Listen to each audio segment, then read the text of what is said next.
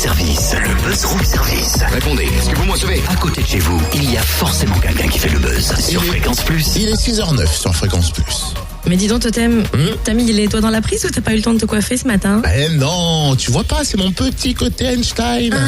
Il n'est que capillaire alors, hein? Eh oh, 6h09 et tu m'attaques déjà? Calbos, hein.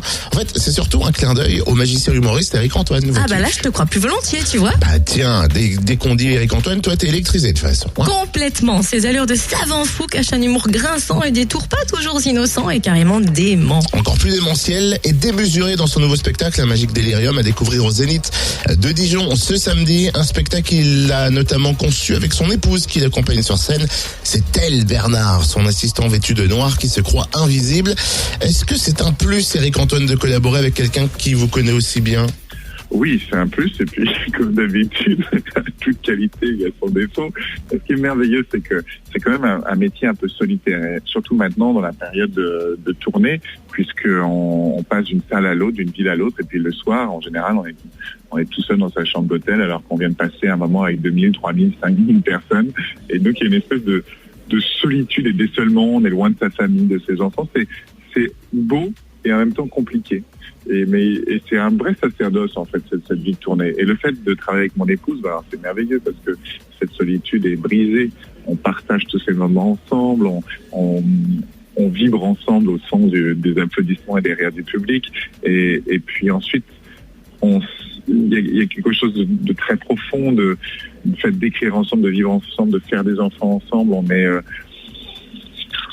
C'est mon âme sœur, voilà. C'est la première fois que j'utilise ces deux mots. C'est un peu étrange, je me dis, tiens. Rassurez-nous, dans la vie privée, vous n'êtes pas allé jusqu'à l'appeler Bernard, quand même. Mais si, pas dans la vie. Dans la vie, mais il fallait qu'on trouve un assistant de magicien qui soit aussi fou que le magicien. Et comme on trouve que l'assistante de magicien, souvent, est très ringarde, ou alors traitée vraiment avec beaucoup de misogynie, et on a créé ce personnage un peu bizarre aussi de l'assistant habillé de noir et qui pense être invisible. Et aujourd'hui, elle a créé un autre personnage qui s'appelle Lindsay, qui est l'assistante qui a créé une association Assistante n'est pas soumise et qui se révolte contre le magicien et qui prouve que ce sont les assistantes qui font tout le travail et que le magicien n'est qu'un glandeur. Donc, c'est aussi assez truculent. Un avertissement aux parents qui ont décidé d'emmener leurs enfants. Il paraît que vous promettez de faire voler un enfant du public chaque soir. Un faux ou un texte? Un vrai, tous les soirs, un enfant du public monte sur scène et s'envole. Alors, vous en faites pas trop, mais à peu près 1 mètre au-dessus de la scène, puis redescend rejoindre ses parents quand je suis de bonne humeur. Le spectacle aborde les croyances en tout genre. Hein. C'est une manière de démystifier les choses, d'ouvrir les yeux aux gens, surtout en ce moment, non? Écoutez, c'est vrai que c'est les événements et cette terreur et cette angoisse par ces petits groupuscules de gens, pour moi, qui sont, en plus d'être quelque part le mal incarné, c'est aussi l'imbécilité incarnée. C'est-à-dire que c'est vraiment des gens qui sont hyper influençables, qui ont finalement eu peu accès à la culture, peu accès à la littérature, à l'écriture, qui sont quasiment analphabètes. Enfin, il y a vraiment un terrain comme ça. La bêtise vient quand même nourrir la méchanceté de manière quotidienne. Et c'est vrai que l'idée de tous mes spectacles, c'est que même si ce sont des spectacles populaires, même si j'essaye de parler au plus grand nombre, de garder comme ça quand même un petit fond, un petit peu d'homéopathie qui donne distance à tout ce que je fais. Et en effet, il y a un numéro sur la croyance, sur la foi, mais c'est un numéro parmi tant d'autres. C'est-à-dire que c'est un spectacle qui est sur la croyance. Donc il y a pourquoi est-ce que les enfants croient les parents, pourquoi est-ce qu'on croit à Wikipédia, au journal télévisé, pourquoi est-ce qu'on croit à nos sens, pourquoi est-ce qu'on croit en nous.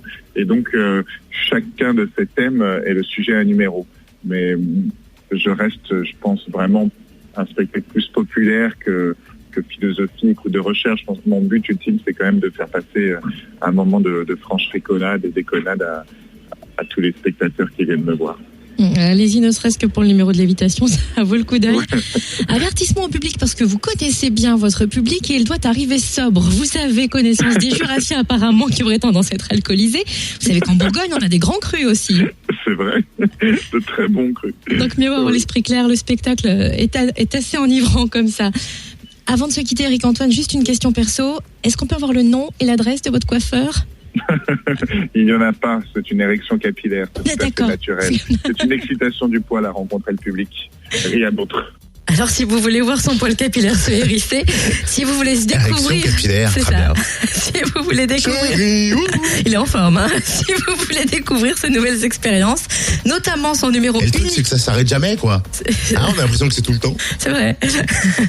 Si vous voulez découvrir son numéro unique de lévitation, je dis bien unique, rendez-vous samedi dès 20h au Zénith de Dijon.